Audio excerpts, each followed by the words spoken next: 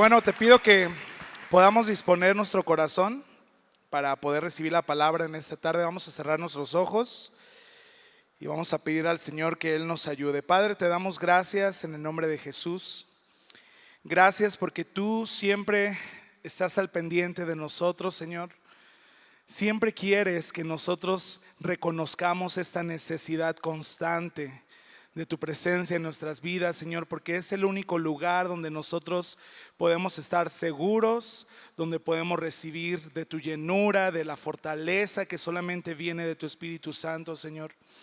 Y con un corazón dispuesto en esta tarde a escuchar tu voz y a obedecerte, a recibir tu palabra, Señor, te pedimos, Señor, que nos hables en lo más profundo de nosotros, Señor, de nuestro ser, y que tu palabra llegue hasta esas áreas donde tú sabes que necesitamos darte una respuesta, Señor. Te damos gracias en el nombre de Jesús. Amén. Damos gracias a Dios.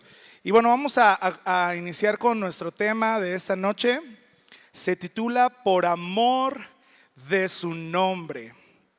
Y bueno, quiero iniciar con una pregunta.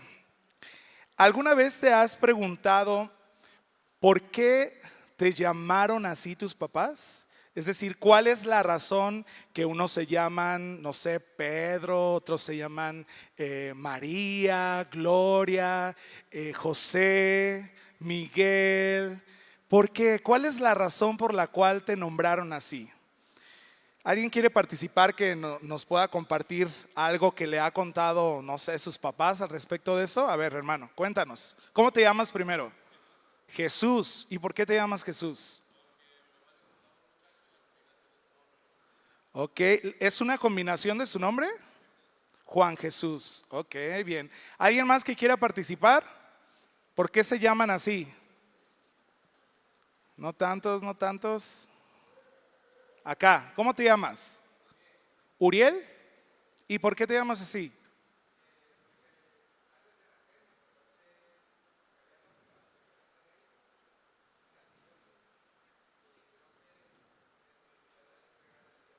Regalo de Dios, ¿ok?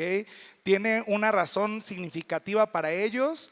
Uriel significa regalo de Dios, entonces por eso lo nombraron así. Bien, bueno, seguramente si le preguntamos a nuestros padres vamos a encontrar muchas razones, algunas cómicas, algunas con algún significado más profundo, pero la realidad es que cada uno de nosotros tenemos un nombre. ¿Y cuántos saben que siempre respondemos al nombre que nos llaman, verdad? Es decir, si tú te llamas Pedro no vas a responder al nombre de Juan. O si tú eres Felipe, no vas a responder al nombre de Alberto. O alguien se ha equivocado, que le llaman por un nombre y dicen, hola, ¿cómo estás? ¿No? Bueno, quizás nos ha pasado que alguien te saluda en la calle y que está saludando a lo lejos y tú crees que te está saludando a ti, pero no es a ti, ¿verdad? Y es a la persona que está atrás. ¿Qué sientes cuando eso pasa? Vergüenza, ¿verdad? Sí, se siente vergüenza. Pero todos respondemos al nombre que nos ha sido dado, ¿verdad? De acuerdo a lo que nuestros padres han decidido. Y bueno, si tú investigas acerca del significado de la palabra nombre, dice que esta palabra designa una identidad, ya sea a un ser animado o inanimado. También tiene que ver con algo que se le conoce como fama.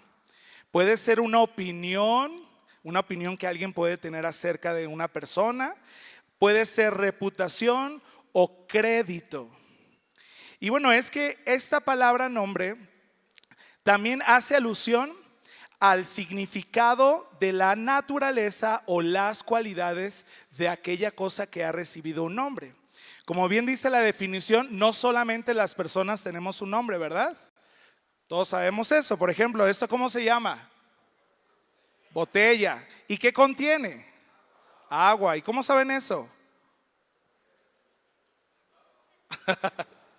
Bueno, porque la conocen. Por eso saben y han probado el agua y bueno, saben que aquí hay una botella de agua. Bueno, eso es lo que hace alusión al significado de la palabra nombre. Está dando un significado o se refiere a su naturaleza o las cualidades de esa cosa. Por ejemplo, sabemos que este color es ¿qué? Azul, ¿verdad? Y nosotros sabemos cuáles son las cualidades de este color, ¿no? Por eso es que lo identificamos de esta manera. Bueno, ¿y saben dónde se originó esto de nombrar las cosas de acuerdo a su naturaleza o su significado? ¿Dónde inició todo? ¿O fue que tu papá se le ocurrió y dijo, no, pues yo creo que así voy a inventarme un nombre y le voy a poner el nombre a esa cosa? No, ¿verdad? Todo tiene un origen y todo tiene una razón de ser. Y quiero que me acompañes por favor a Génesis. Vamos a ir todos a Génesis, capítulo 5, versículo 1. Todo tiene un origen. Y bueno, precisamente vamos a encontrarlo en Génesis. Dice Génesis 5:1. Este es el libro de las generaciones de Adán. El día en que creó Dios al hombre, a semejanza de Dios lo hizo.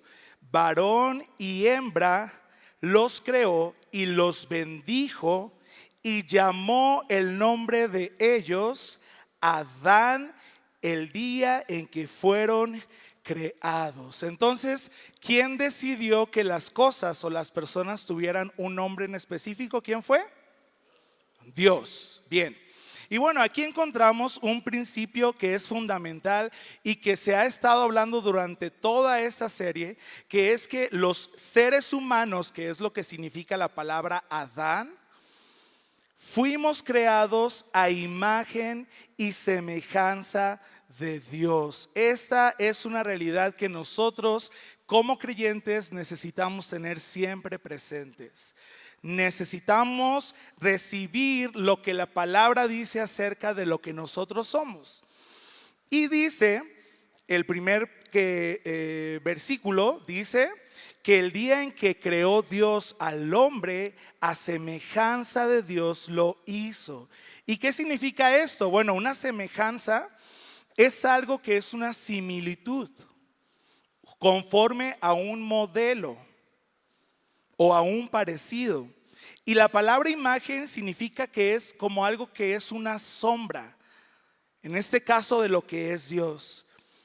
Y bueno, ¿cómo nosotros podemos saber cómo es Dios o quién es Dios? Bueno, por eso es importante que siempre vayamos a la Escritura para saber por qué es que nosotros fuimos creados a imagen y semejanza de Dios. ¿Cómo es Dios? ¿Quiere decir que nosotros somos como dioses? Porque dice esta palabra. ¿Qué dicen ustedes? ¿Somos como dioses? No, ¿verdad? Pero somos a su imagen.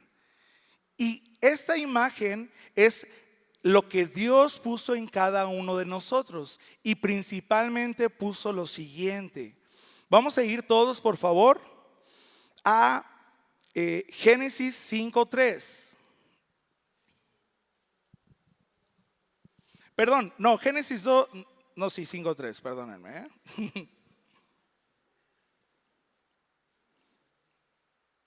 Ok, dice: y vivió Adán 130 años y engendró un hijo a su semejanza conforme a su imagen y llamó su nombre Set.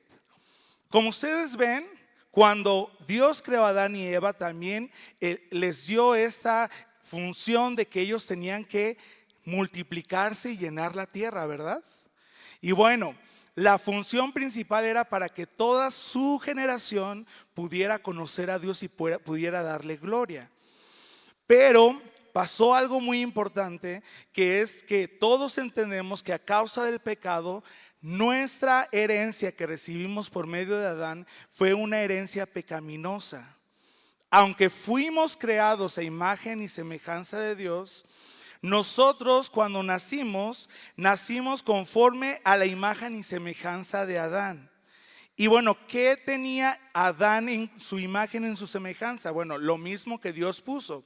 A todos Dios nos dio una personalidad, a todos Dios nos dio la capacidad de poder hacer juicios morales o tener una conciencia que es una moralidad, y todos poseemos una espiritualidad, es decir, todos tenemos un espíritu, el espíritu de vida que Dios puso en nosotros. Esas son las tres semejanzas que nosotros podemos tener o que recibimos de Dios a su imagen y que a su vez nosotros recibimos obviamente como hijos de Adán. Ahora vamos a ver qué significan estas cosas. ¿Cuáles son las personalidades o qué es la personalidad? ¿Qué es lo que define a una persona como su personalidad? A ver, ¿quién me quiere ayudar? Cuando tú piensas en una persona y dices, bueno, es que fulanito de tal se comporta de cierta manera, ¿cómo sabes que esa es su personalidad? ¿Qué características alcanzas a identificar de la persona? A ver, vamos a pensar en un personaje bíblico, en David. ¿Cuál era la personalidad de David? A ver, ¿quién quiere ayudarme con eso? La personalidad de David. ¿Ok? Conforme al corazón de Dios. ¿Qué más? Valiente. ¿Ok? ¿Qué más? Por acá levantaron la mano.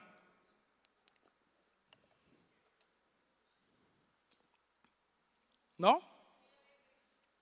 Ok, muy alegre. Se refiere más bien al gozo que él recibía, que él tenía de parte del Señor, ¿verdad? Por eso era muy alegre. Bueno, la personalidad de David nosotros la identificamos por sus hechos, ¿verdad? Por cómo se comporta, cómo nosotros vemos en la Biblia acerca de David y cuál era su manera de proceder. Bueno, la personalidad tiene que ver con las emociones, con la voluntad de la persona, y de esto determina la manera en la que él se comporta. Eso es su personalidad. Y bueno, ¿cuál es la moralidad de la persona? Bueno, cuando nosotros recibimos la semejanza de Dios y la imagen de Dios, nosotros también dice la Escritura que en nuestro corazón Él escribió su ley. Y esta ley es la conciencia que todos tenemos, la conciencia de que existe un Dios creador y que nosotros necesitamos siempre a ese ser superior a nosotros, que nosotros necesitamos rendirnos y necesitamos buscarlo. Sin embargo, las personas no siempre están conscientes de esto, sino ellos creen que solamente es como esa vocecita que les habla y creen que la pueden ignorar sin hacer caso y que no va a pasar nada. Bueno, esa moralidad también la puso Dios en nosotros. Y la espiritualidad que define la imagen o la semejanza en nuestra persona es que el espíritu que nosotros recibimos de Dios, que es un espíritu de vida, es el espíritu por el cual nosotros tenemos comunión con Dios. Nos podemos relacionar con Dios. Pero bueno, a causa del pecado y de la maldad del ser humano, toda esta semejanza, esta imagen fue distorsionada. Es como cuando tú pones un lente y el lente está sucio por alguna razón. Esta suciedad es el pecado y ya no alcanzas a ver las cosas como realmente son, ¿no? O por ejemplo, aquellos que usamos lentes y si te los quitas, tratas de ver algo de lejos y que alcanzas a ver cómo es la persona o las cosas, ¿no? ¿Verdad? Hay una distorsión de la realidad. Y tú crees que algo es de una manera o que es una persona, pero no es así. Bueno, algo similar es lo que pasa con nuestras vidas. El pecado que hay en nosotros ha distorsionado la imagen que nosotros teníamos originalmente y la semejanza de Dios, y por lo tanto los seres humanos no buscan agradar a Dios, sino que solamente viven conforme a lo que ellos piensan que es correcto. Bien, vamos a definir otro aspecto importante acerca del nombre. Me imagino que tú conoces a una o dos o tres personas que tienen el mismo nombre. Sí es cierto, ¿no? Por ejemplo, en la iglesia puedes conocer a Alberto, ¿no? Es el Alberto de la iglesia. En tu trabajo puedes conocer a otra persona que se llama Alberto también, ¿verdad? Y quizás algún vecino también tiene el nombre de Alberto. Pero ¿quiere decir que todas las personas que se llaman Alberto se comportan de la misma manera? ¿No? ¿Por qué no? tienen una diferente personalidad. Y no solo eso, tienen una diferente naturaleza también. Tienen diferentes maneras de pensar, tienen diferentes maneras de proceder, de conducirse. Los Albertos que tú conoces no son los mismos. Aunque todos somos seres humanos, siempre cada uno tiene su propia personalidad. ¿Y por qué menciono esto, que tienen una diferente naturaleza? Bueno, porque el Alberto cristiano que tú conoces no tiene la misma naturaleza. Si es un creyente en Dios y Dios ha hecho su obra en él, no tiene la misma naturaleza que el Alberto que conoces de tu trabajo, ¿verdad? Si no conoce a Dios, o el vecino que tú tienes. Y bueno, ¿en qué consiste que esta persona se comporte de cierta manera? Bueno, porque las decisiones de cualquiera de estos Albertos que tú conozcas, las decisiones que ellos han tomado en su vida, les han formado un carácter. ¿Qué es el carácter? Vamos a ver qué significa la palabra carácter. El carácter dice que es un conjunto de cualidades o circunstancias propias de una cosa. Subraya la palabra circunstancias. Puede ser una cosa, puede ser una persona, una colectividad, que las distingue por su modo de ser u obrar de las demás personas. Carácter. Y dice que es un conjunto de cualidades de circunstancias propias, circunstancias, decisiones, contextos diferentes. No todas las personas tienen un mismo carácter, porque dependiendo las decisiones que ellos han tomado en su vida y a las cosas que han cedido, son el carácter que estas personas reflejan a los demás. ¿Cómo se forja un carácter? ¿Cómo es esto? ¿Alguna idea? ¿Cómo forjas el carácter? Circunstancias. Por eso yo te decía, resalta la palabra de las circunstancias. Es decir, cuando tú te encuentras en una situación en específico, el carácter que se forma en ti depende de la manera en la que tú reaccionas a esa circunstancia. ¿Estamos en lo correcto? ¿Sí? Vas formando ese carácter de tu persona. Hay personas que pudieron haber sufrido mucho en la vida y quizás son personas que ya están endurecidas en su corazón, personas que pues son insensibles a la necesidad de las otras personas, no manifiestan ningún tipo de emoción favorable, sino que son muy duras porque las circunstancias han ocasionado que su carácter sea de cierta manera. Por lo tanto, esa es su personalidad, de cómo ellos proceden. El punto aquí es el siguiente: como creyentes, nosotros debemos de forjar el carácter en Cristo y no por las circunstancias que hayamos experimentado antes de conocer a Cristo. Por eso es que todos debemos de venir aquí, escuchar la palabra del Señor, recibir su consejo para saber cómo nosotros debemos de comportarnos y cómo debemos de reaccionar a las diferentes circunstancias que nos rodea la vida. Cuando nosotros actuamos conforme al consejo bíblico, el carácter que se está forjando en nosotros es un carácter que trae bendición para nuestra vida.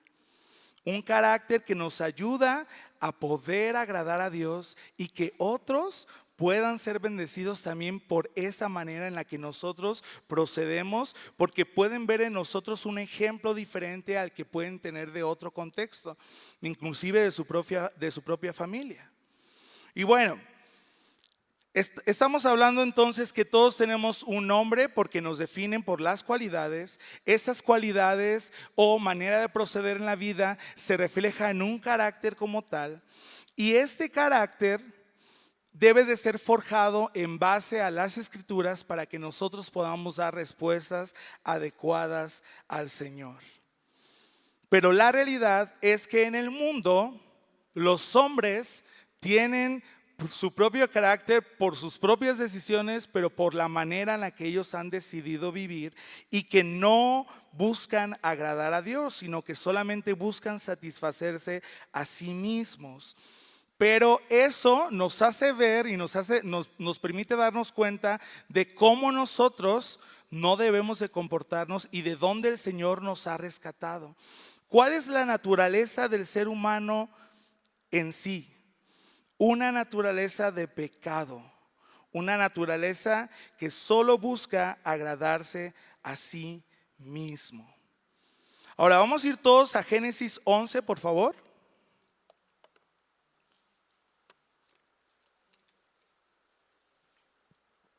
Génesis 11.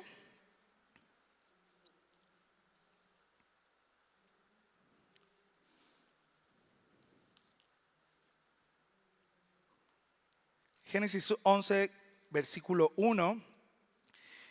Y vamos a ver las características de ciertos hombres en lo que nos narra en esta historia. Dice Génesis 11: tenía entonces toda la tierra una sola lengua y unas mismas palabras. Y aconteció que cuando salieron del oriente hallaron una llanura en la tierra de Sinar y se establecieron allí y se dijeron unos a otros: vamos, hagamos ladrillo y cosámoslo con el fuego. Y les sirvió el ladrillo en lugar de piedra y el asfalto en lugar de mezcla. Y dijeron: vamos, edifiquémonos una ciudad y una torre cuya cúspide llegue al cielo, y hagámonos un nombre, por si fuéramos esparcidos sobre la faz de la tierra. ¿Qué contexto es este? Bueno, después del diluvio empezó a crecer obviamente la humanidad, y hubo personas que, a pesar de haber escuchado acerca de la salvación que Dios hizo por medio del arca de Noé, una salvación que no eran, que todo ser viviente y toda persona iba a morir a causa del pecado, pero Dios tuvo a bien rescatar a Noé y a su familia, bueno, todos los descendientes de Adán. Y estas personas que conocieron acerca de las obras de Dios deciden que ellos no seguirían viviendo conforme a lo que Dios esperaba de ellos, sino que ellos se movieron conforme a sus propios criterios y su propio carácter. Entonces aquí pasa que estos hombres buscaron hacerse una nación y poder lograr así un nombre que les diera fama, un nombre que les reconociera, un nombre que al escuchar acerca de esa nación ellos pudieran decir: es que estos hombres hicieron este hecho asombroso, y así fueran reconocidos.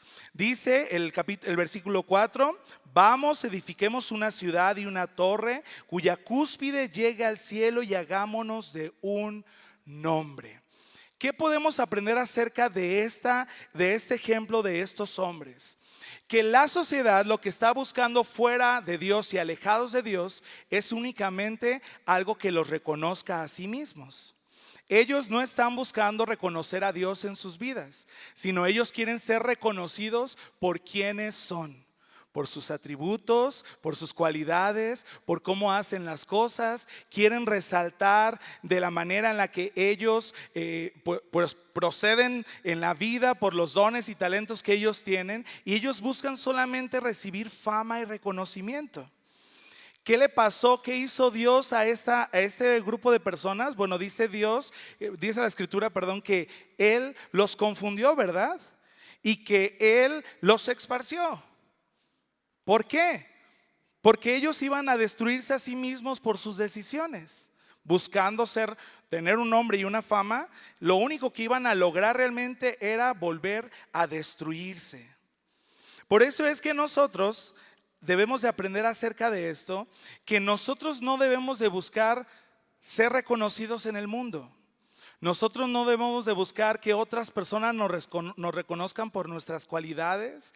Nosotros no debemos de vivir apartados de Dios, sino que nosotros debemos de voltear siempre a Dios y reconocerlo a Él como nuestro Dios creador, Él hizo todas las cosas y Él quiere que nosotros vivamos conforme a sus parámetros. Pero ¿qué nos estamos dando cuenta también de estos versículos? Bueno, que la naturaleza pecaminosa existe en todo ser viviente. Y que no importaba que después de un juicio de parte de Dios, que ya había sido muy determinante, el pecado se iba a detener ahí, ¿verdad? No iba a parar el pecado, sino que iba a continuar. Iba a continuar porque su naturaleza, la esencia de las personas en sí está el pecado mismo. Por eso es que ellos se organizaron y ellos decidieron agradarse a sí mismos. Quisieron hacerse un nombre. Y bueno, es aquí donde vamos a adentrarnos un poco más acerca del título de esa enseñanza: por amor de su nombre. ¿Por qué es importante conocer todo esto? Bueno, nosotros necesitamos entender que las cosas que Dios hace en nuestra vida no son cosas que nosotros merezcamos. No son cosas que nosotros nos las hayamos ganado por lo bien que hacemos las cosas. No son cosas que por lo bien que nos portamos recibimos un premio o porque queremos agradarle. No, vamos a darnos cuenta por qué es que Dios hace cada una de las cosas. Entonces, ya definimos los criterios principales acerca del ser humano. Ahora vamos a voltear a ver a Dios, acerca de quién es Dios. Y para eso vamos a ir a Éxodo 3:13. Éxodo 3:13, por favor.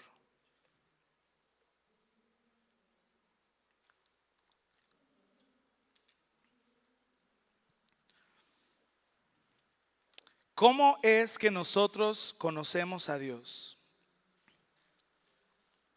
Bueno, dice Éxodo 3:13. Dijo Moisés a Dios: he aquí que yo llego a los hijos de Israel y les digo: el Dios de vuestros padres me ha enviado a vosotros.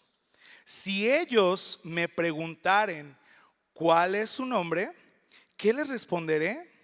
Y respondió Dios a Moisés: yo soy el que soy.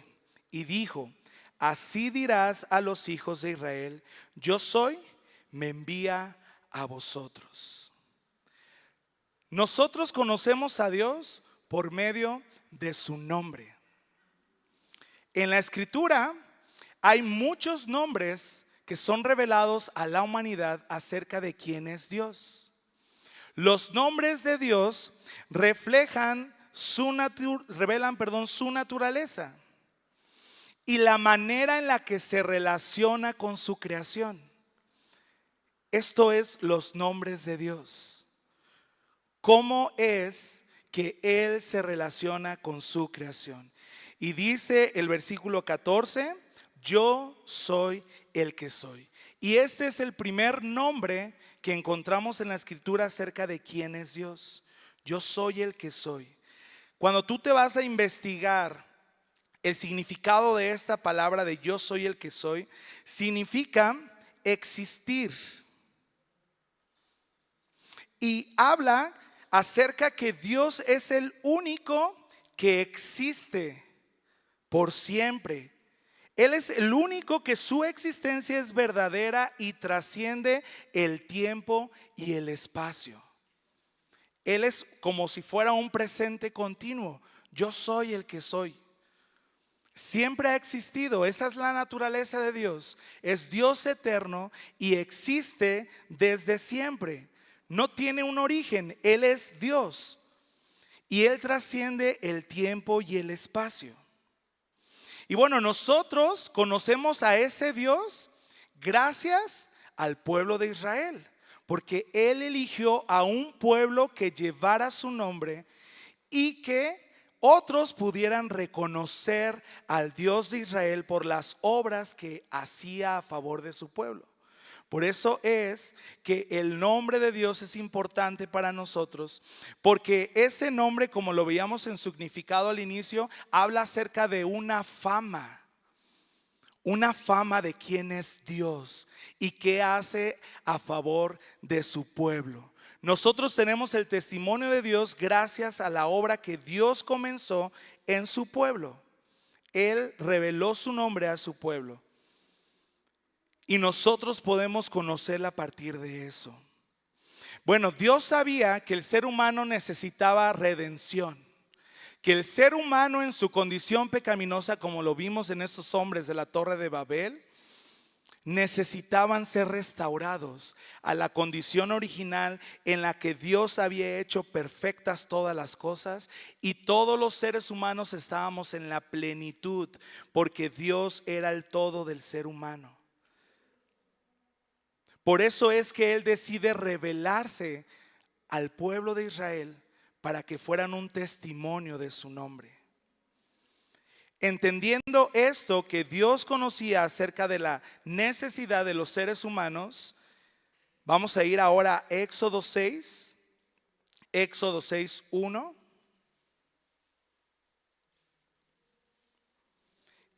Y aquí encontramos otro nombre de Dios.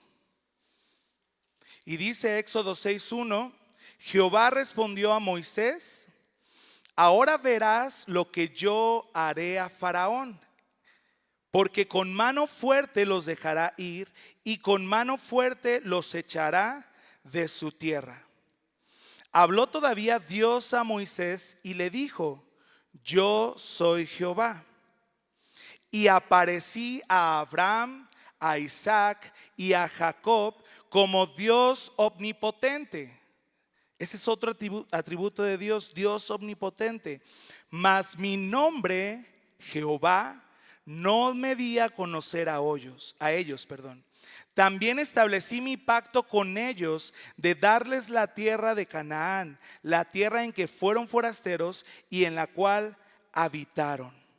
Vamos al 6, dice: por tanto dirás a los hijos de Israel: yo soy Jehová, y yo os sacaré de debajo de las tareas pesadas de Egipto, y os libraré de su servidumbre, y os redimiré con brazo extendido y con juicios grandes. Nosotros necesitamos una redención, necesitamos un Salvador. Y aquí vemos el inicio de la redención, del plan de redención de Dios para todos los seres humanos. El pueblo de Israel se encontraba esclavizado en Egipto. Y tú sabes que Egipto es un simbolismo del mundo también. Hace alusión al mundo. Ellos estaban esclavos de esta nación, así como los seres humanos están esclavos de su naturaleza pecaminosa. Sin embargo, Dios comenzó su obra de redención a través del pueblo de Israel y revela su nombre como Jehová. Jehová. Bien. Jehová, ¿qué significa? El significado de Jehová es autoexistente o eterno. Jehová es el Señor. Y cuando dice que di a conocer mi nombre, vuelve a hacer alusión a lo que hablábamos al inicio acerca de que se traduce como aquello que es una, hace apelación a describir a las cualidades de honor, a las cualidades de autoridad, al carácter de una persona, pero hablando obviamente de Dios, y a su fama, al nombre o al renombre que puede tener. Esta palabra describe cualquier significado de la palabra nombre como tal, pero como estamos hablando de Dios, hace alusión a eso. Él dio a conocer su nombre a su pueblo para mostrarle quién era y lo que haría a favor de ellos. Ahora vamos a ver lo que dice 1 Samuel 8:7. Vamos a ir todos a 1 Samuel 8:7.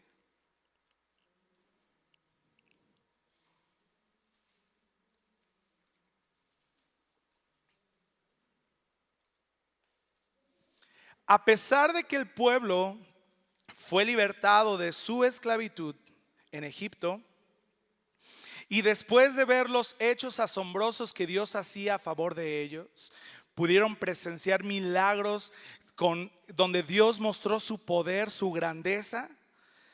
el pueblo de Israel tenía una tendencia siempre de volver atrás.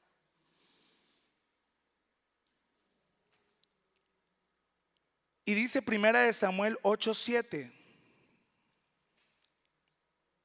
Y dijo Jehová a Samuel: oye la voz del pueblo en todo lo que te digan, porque no te han desechado a ti, sino a mí me han desechado para que no reines sobre ellos. Conforme a todas las obras que han hecho desde el día que los saqué de Egipto hasta hoy, dejándome a mí y sirviendo a dioses ajenos, así también contigo. Ahora pues, oye su voz, mas protesta solamente contra ellos y muéstrales cómo les tratará el rey que reinará sobre ellos. Y refirió Samuel todas las palabras de Jehová al pueblo que le había pedido rey. ¿Qué está sucediendo aquí? Bueno, el pueblo quería tener un rey como las otras naciones, le decían a Samuel. Nosotros queremos tener un rey que sea de renombre, un rey que sea conocido por los hechos que hace a favor de su pueblo, sin tomar en cuenta que ellos tenían al Rey de Reyes, que era Dios mismo sobre ellos gobernando. Pero como le dijo a Samuel, ellos no te están rechazando a ti, sino me están rechazando a mí. Y quiero que pongamos atención qué sucede cuando los seres humanos deciden rechazar a Dios como su Rey, como su Señor, porque ese es otro nombre de Dios, Adonai. Él es el Señor, Él es el Rey. Pero cuando los seres humanos deciden rechazar a Dios como su Señor, sucede lo mismo que Dios le dijo lo que haría ese rey con el pueblo que ellos querían que fuera su rey y que estuviera sobre ellos. Dice el versículo 11, dijo pues, así hará el rey que reine sobre vosotros. Tomará vuestros hijos y los pondrá en sus carros y en su gente de a caballo para que corran delante de su carro. Es decir, los va a poner a trabajar para él. Y nombrará para sí jefes de miles y jefes de 50. Los pondrá a sí mismo a que aren sus campos y cieguen sus mieses y a que hagan sus armas de guerra y los pertrechos de sus carros. Los volverá a esclavizar. O sea, ustedes ya fueron libres, pero quieren un rey, los va a volver a poner a estar bajo su dominio. Dice el 13, tomará también a vuestras hijas para que sean perfumadoras, cocineras y amasadoras. Asimismo tomarán lo mejor de vuestras tierras, de vuestras viñas y de vuestros olivares, y los dará a sus siervos. Diezmará vuestro grano y vuestras viñas para dar a sus oficiales y a sus siervos. Van a trabajar para alguien más. Tomará vuestros siervos y vuestras siervas, vuestros mejores jóvenes y vuestros asnos, y con ellos hará sus obras. Diezmará también vuestros rebaños y seréis sus siervos, y clamaréis aquel día a causa de vuestro rey que os habréis elegido, mas Jehová no os responderá en aquel día. Cuando tú pones otra cosa como tu Señor, que no es Dios en tu vida, te conviertes en un siervo, en un esclavo de esa cosa. Cuando nosotros no le damos el lugar al Señor en nuestras vidas, nosotros vamos a vivir esclavizados. Y estamos hablando del pueblo de Dios. ¿Qué quiere decir esto? Que tú formas parte del pueblo de Dios también, pero podemos estar siendo esclavizados por cosas que no nos convienen, por no recibir el nombre de Dios como nuestro Señor, como nuestro Adonai. Sin embargo, Dios le da una promesa y dice el versículo, vamos a 1 Samuel 12:20. Primera de Samuel 12:20 dice, y Samuel respondió al pueblo, después de que ellos decidieron que le nombraran un rey, dice, y Samuel respondió al pueblo, no temáis, vosotros habéis hecho todo este mal, pero con todo eso no os apartéis de en pos de Jehová, sino servirle con todo vuestro corazón. No os apartéis en pos de vanidades que no aprovechan ni libran, porque son vanidades, pues Jehová no desamparará a su pueblo por su grande nombre, porque Jehová ha querido haceros pueblo suyo. ¿Por qué dice que Jehová no se iba a apartar de ellos? ¿Cómo dice? Que no los iba a desamparar, dice, por su grande nombre, por amor de su nombre. La realidad de las cosas es que Dios decide actuar a favor de su pueblo, sí porque nos ama, sí porque es grande en misericordia, sí porque se compadece de nosotros, sí porque sabe de qué tenemos necesidad, pero no lo hace porque nosotros lo merezcamos. De hecho, merecemos todo lo contrario.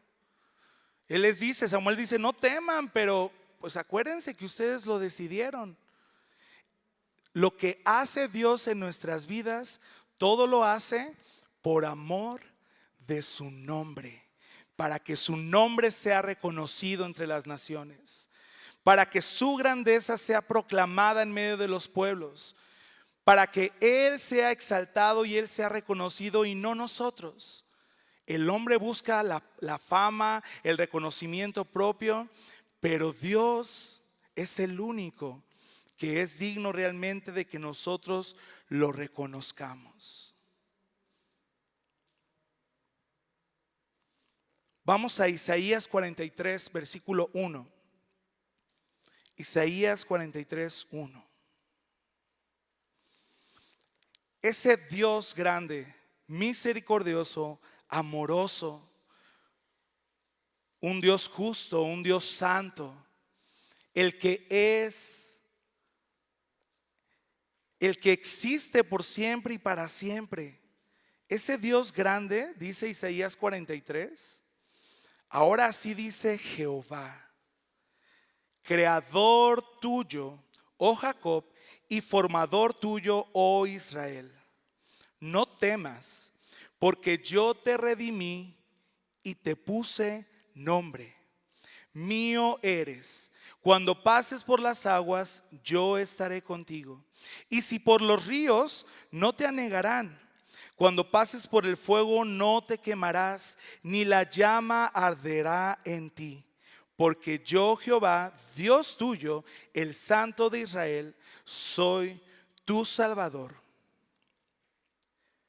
Soy tu Salvador. Este es nuestro Dios. Él es nuestro creador. Él nos hizo, Él nos formó y Él quiere redimirnos. Él nos ha redimido, somos creyentes en Jesús. Él nos ha redimido y nos ha dado un nombre. Somos sus hijos y pertenecemos al Señor. Todo esto que acabamos de leer tiene que ver con el Antiguo Testamento. Pero el Antiguo Testamento dice la Escritura que todo era una sombra y figura de lo que vendría, de lo que ahora nosotros podemos conocer acerca de quién es Dios y cómo se ha revelado Dios en nuestros tiempos. Bueno, Dios se ha revelado como Salvador por medio de Jesús. Él es nuestro Salvador. Vamos a ir a Mateo 1:20. Mateo 1:20.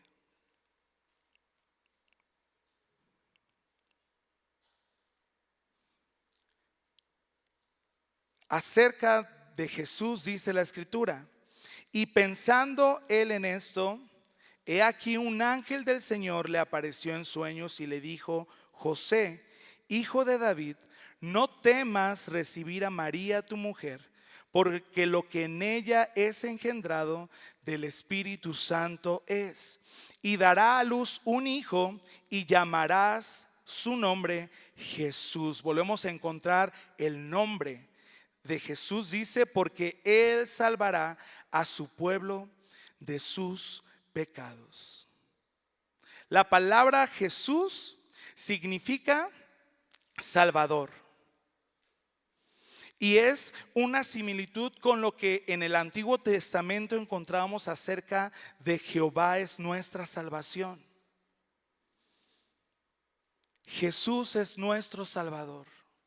Y yo quiero que nosotros pongamos atención acerca de cuáles son los nombres que se le dan a Jesús, porque es importante que nosotros como creyentes conozcamos quién es Jesús.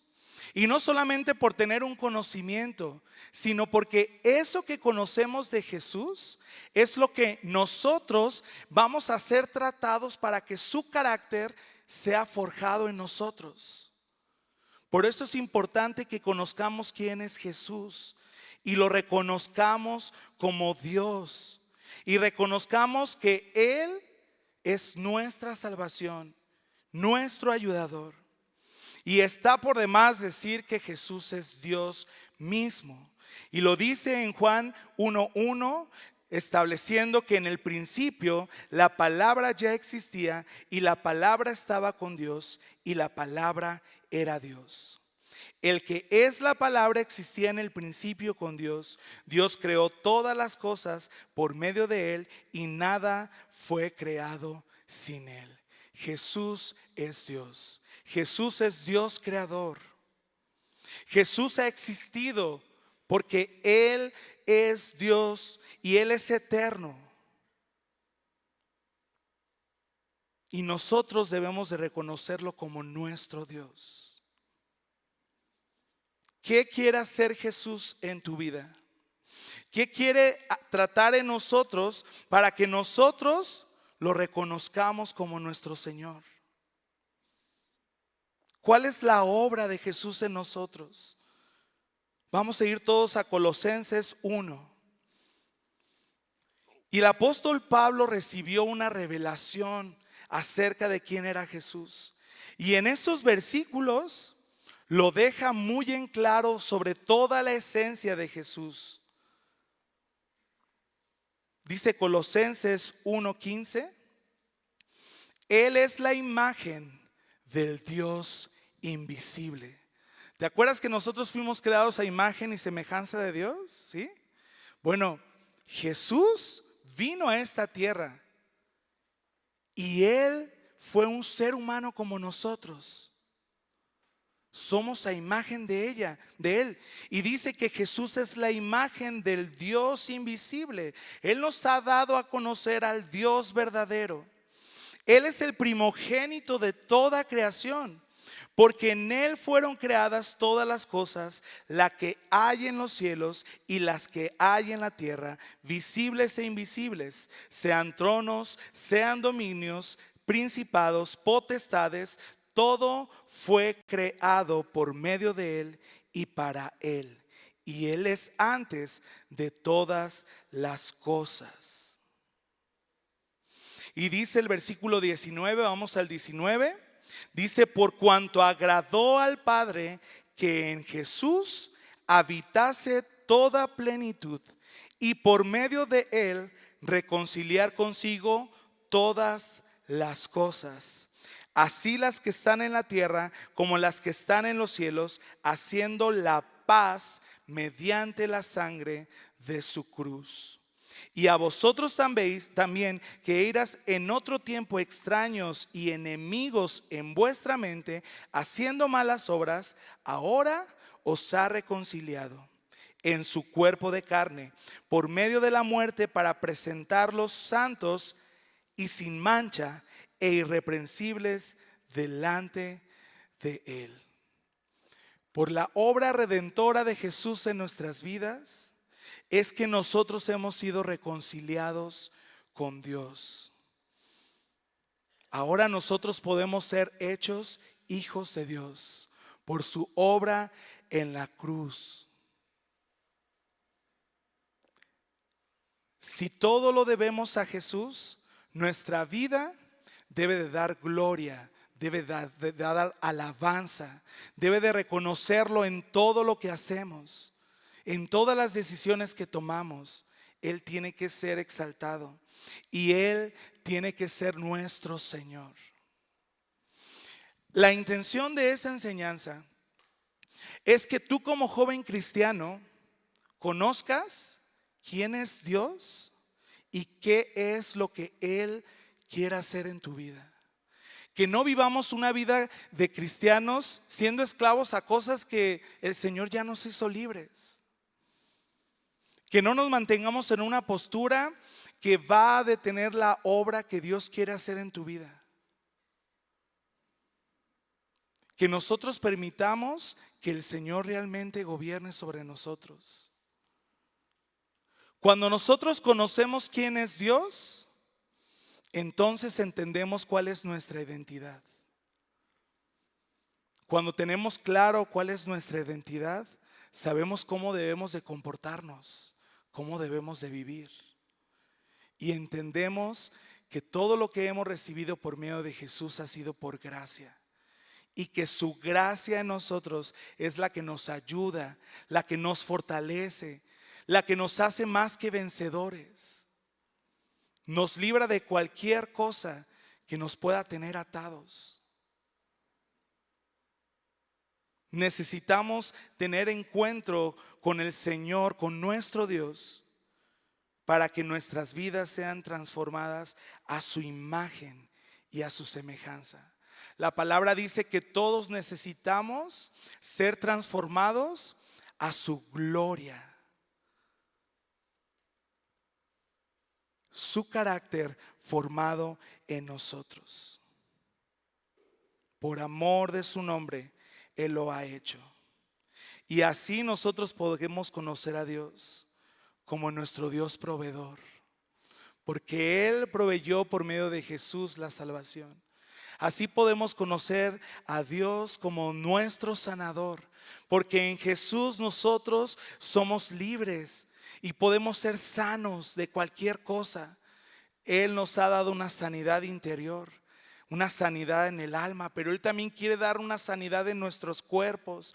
Pero si como jóvenes creyentes no conocemos el poder de Dios para sanarnos, para restaurarnos de cualquier cosa, vamos a vivir muy limitados. Vamos a vivir siempre con una costumbre, quizás con una religión, sin tener realmente un encuentro cercano con Dios. Él quiere que sea realmente todo en nosotros. ¿Cuántos están dispuestos realmente a decirle al Señor: quiero realmente conocerte más profundamente? Y no por llenarme de conocimiento de quién eres, sino porque yo he podido experimentar tu obra en mí. Porque yo he podido ver cómo tú me has transformado, cómo tú me has renovado, cómo tú me has dado lo que yo necesito. Y lo primero que necesitamos es el Señor antes de cualquier cosa. Si lo tenemos a Él en nuestras vidas, no nos hace falta nada más. Vamos a ponernos de pie. Y con un corazón dispuesto, con un corazón entendido de quién es Dios,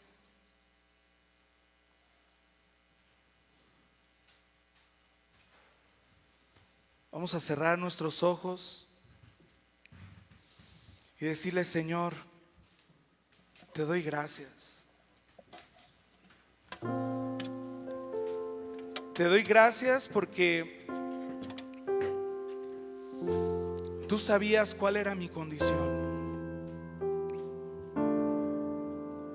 Yo estaba imposibilitado de poderme acercar a ti, Señor. No podía tener comunión contigo a causa de mi pecado. Pero ahora en ti yo he recibido una nueva naturaleza. He sido llamado tu hijo.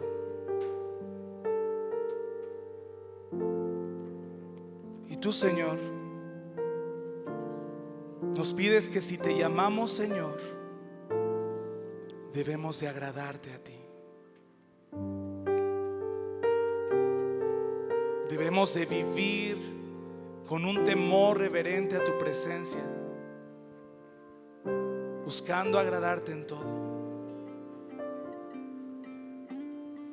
Si hemos sido libertados, no podemos vivir esclavizados a cosas que solo nos apartan de ti. Si tú reconoces en esta noche que hay algo que necesitas ponerte a cuentas con el Señor, si has vivido solamente religiosamente, viniendo a la iglesia, participando de la mesa del Señor, pero no con una convicción profunda en el corazón de quién es Dios, tú dile: Señor, perdóname si no te he honrado como mi Señor, como mi Padre. Perdóname, Señor, si vivo simplemente agradándome a mí.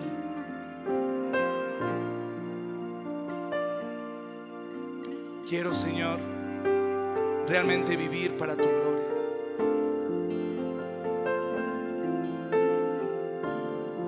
Quiero que tú formes y cumples tu propósito en mi vida. Y aquí estamos, Señor. Queremos honrarte. Cuando entendemos que lo has hecho por amor a tu nombre, por tu misericordia, nos quedamos sin argumentos, nos quedamos sin palabras. Y hoy te reconocemos, Señor. Te reconocemos a ti.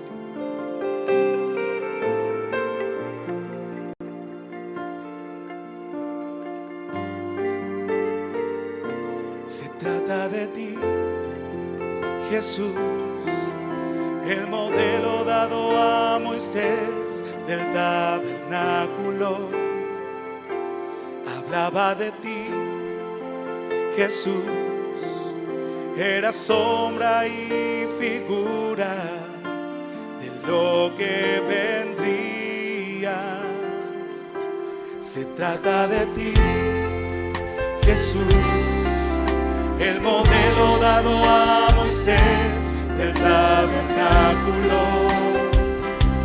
Hablaba de ti, Jesús, era sombra y figura de lo que vendría. El Cordero de Dios, el sacrificio perfecto, la paz de mis culpas, eres la fuente de agua viva, sustentas mi alma, eres el pan de vida, la luz verdadera, eres la luz de mi vida, Jesús.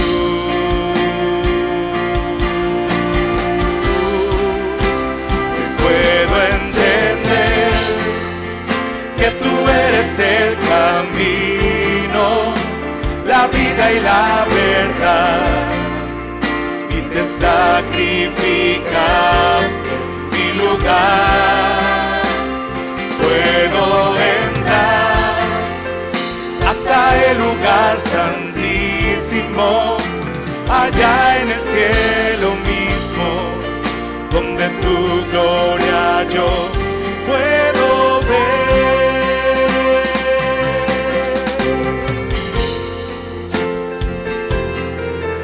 Queremos ver tu gloria en nuestras vidas.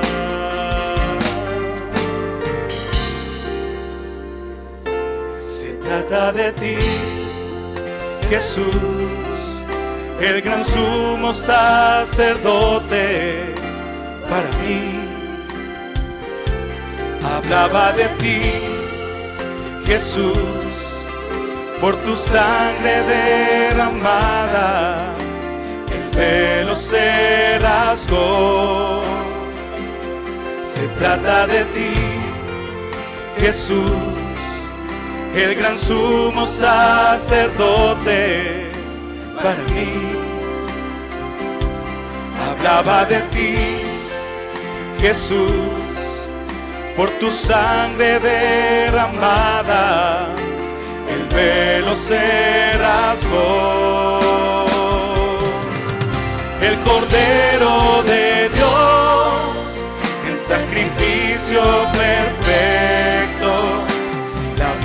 de mis culpas, eres la fuente de agua viva, sustentas mi alma, eres el pan de vida, la luz verdadera, eres la luz de mi vida, Jesús.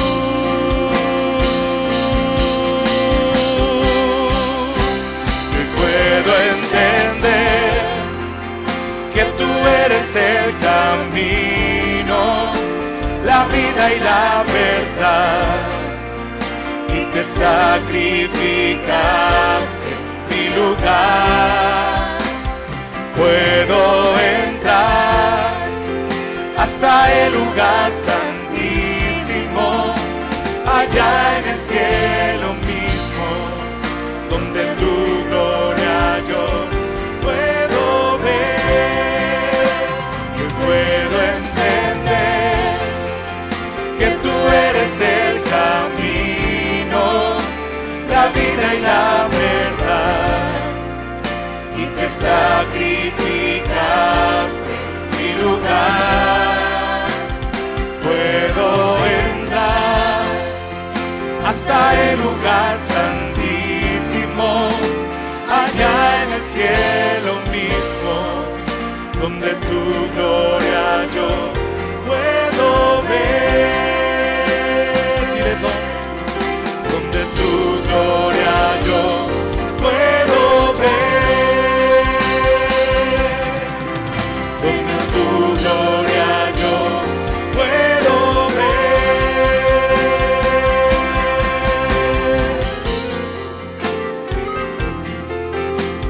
Gracias, Jesús. Gracias, Señor, porque tú moriste una sola vez y para siempre. Tu sacrificio nos limpió de nuestros pecados, Señor. Ya no vivimos para nosotros mismos, sino ahora vivimos para agradarte a ti, Señor. Te pedimos, Señor, que eso sea una realidad en nosotros. Úsanos, Señor. Queremos ser un testimonio de tu obra en nosotros. Que tu nombre, Señor, sea reconocido en nuestras vidas y que sirva para darte a ti alabanza, para darte a ti reconocimiento. Te lo pedimos en el nombre de Jesús, Señor, y te damos gracias. Recibe toda alabanza, todo reconocimiento, porque solo tú eres digno. Amén. Dale un fuerte aplauso al Señor.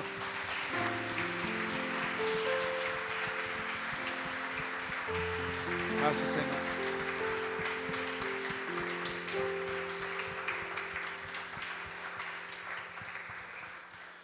Vivamos agradándole a Él, amén.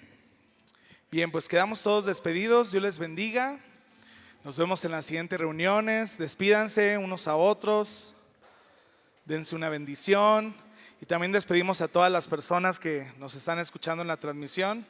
Que el Señor les bendiga. Buenas noches.